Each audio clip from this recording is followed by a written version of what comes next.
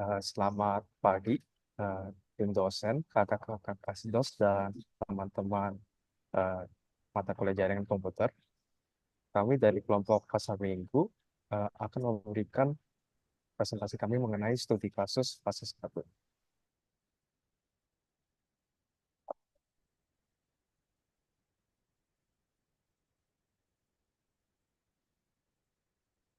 Jadi, tim kami itu pertama ada Husin Hidayatul Hakim, terus ada saya dari Tranbin Fori Iskandar, ada Malvin Muhammad Raken, dan ada terakhir Lukmanul Hakim. Pertama ada latar belakang klien kami, itu PT Bank Tabungan Negara Persero merupakan salah satu bank milik negara yang berfokus pada penyediaan layanan perbankan retail, konsumer, dan pembiayaan perumahan, baik konvensional maupun syariah. BTN aktif mengembangkan layanan digital banking yang meliputi mobile banking, internet banking, BI Fast, Snap BI, serta virtual account untuk menunjang transaksi keuangan masyarakat secara real time. Terus di sini ada beberapa latar belakang masalah yang kami temukan. Pertama itu ada keterbatasan bandwidth dan tingginya latensi antar wilayah. Kedua ada ketergantungan pada sistem dan perangkat legacy. Tiga ada keterbatasan kemandirian infrastruktur BTN syariah legacy. Dan keempat itu ada kompleksitas pengelolaan keamanan jaringan dan data nasabah. Di sini ada infrastruktur jaringan dari Bank BTN. Pertama itu ada arsitektur dan topologi jaringannya. Nah, ini itu eh, berbasis MPLS atau Multi Protocol Label Switching sebagai backbone utama untuk konektivitas antara kantor pusat, cabang, dan data center. Lalu ada jaringan lokal. Pertama itu ada intranet, itu digunakan untuk sistem internalnya. Kemudian juga ada internet umum, itu melalui SSID berbeda dengan segmentasi VLAN per role pengguna. Juga ada quality of service, ini diterapkan untuk menjaga prioritas trafik transaksi dibandingkan trafik umum. Lalu juga ada layanan internet dan monitoring. Manajer jaringan dipantau secara terpusat oleh NOC dengan sistem real-time monitoring yang mendeteksi latensi, bottleneck, dan bandwidth usage.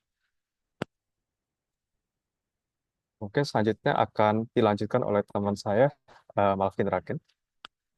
Oke, selanjutnya ada server dan manajemen datanya Bank BTN.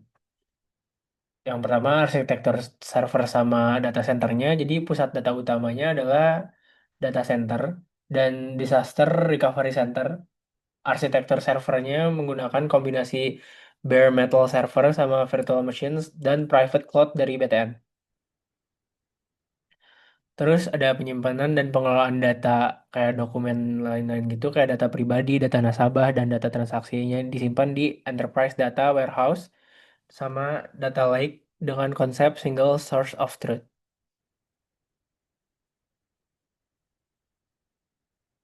Nah, buat strategi backup dan recovery-nya, backupnya dilakukan otomatis antar data center sama data recovery centernya menggunakan encrypted link.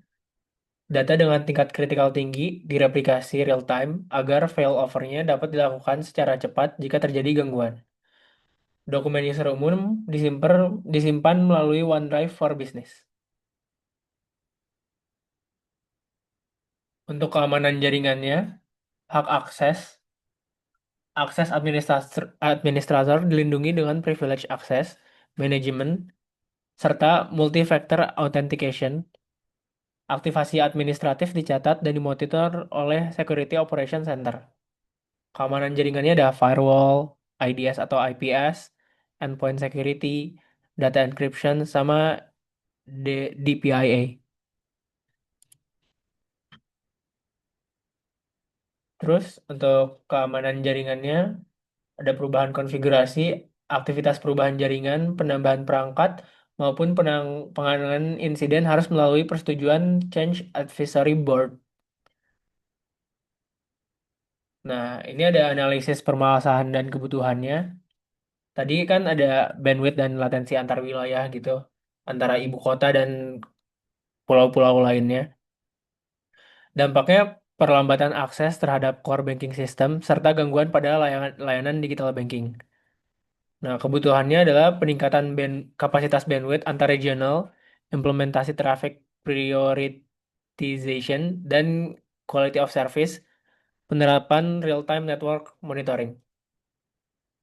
Terus ada ketergantungan pada sistem legacy, dampaknya itu keterbatasan kompatibilitas, kesulitan dalam pemeliharaan, terus peningkatan risiko keamanan jaringan, sama penurunan efisiensi dan ketahanan.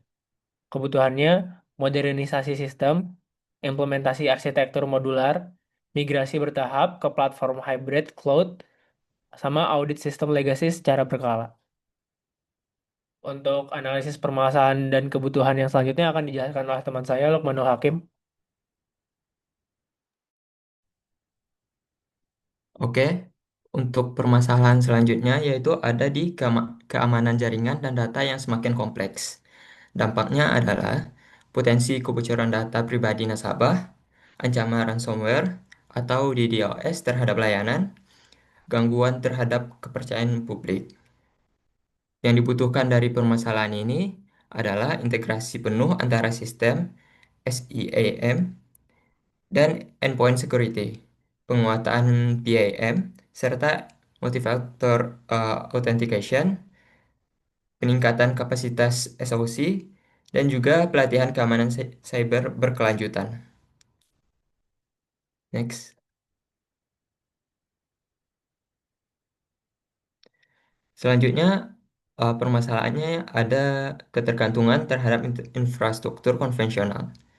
Dampak dari permasalahan ini yaitu ada risiko keterlambatan keputusan teknis, keterbatasan skalabilitas sistem, keterbatasan dalam menentukan kebijakan keamanan dan keamanan independen.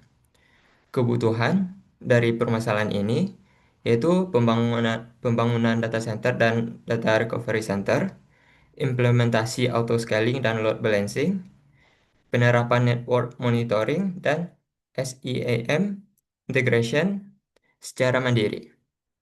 Next. Kesimpulan yang dapat kita simpulkan dari pelaksanaan case study yang fase pertama ini, yaitu Bank BTN ini memiliki infrastruktur jaringan yang kuat dengan MPLS, SD-WAN, keamanan berlapis, dan manajemen data terpusat melalui data center dan data recovery center, serta data lake. Namun, masih terdapat tantangan seperti keterbatasan bandwidth dan latensi yang tinggi, ketergantungan kepada sistem legacy, kompleksitas keamanan, dan kebutuhan kemandirian infrastruktur BTN syariah. Untuk mengatasinya, Bank BTN meluncurkan program Network Modernization dan Cyber Resilience dari tahun 2025 sampai 2027 yang berguna untuk membangun jaringan yang lebih cepat, aman, dan adaptif terhadap layanan digital. Next.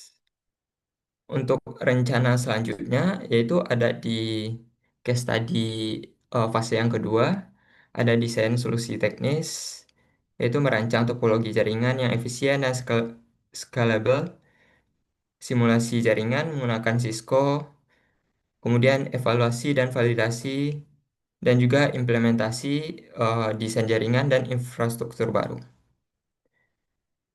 Next. Oh, mungkin sekian presentasi eh, dari kelompok kami Pasar Minggu. Oh, terima kasih.